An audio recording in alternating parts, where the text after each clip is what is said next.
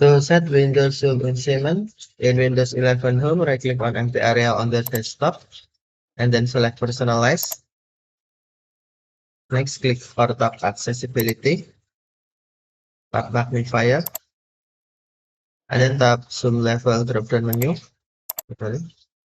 Click on tab Zoom Level drop-down menu, and then on Zoom increment, tap drop-down menu. Click on tab drop-down menu, and then select option you want, percent or other option.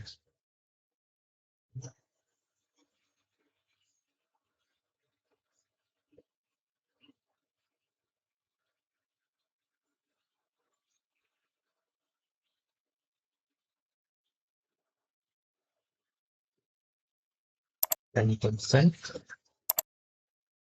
2%.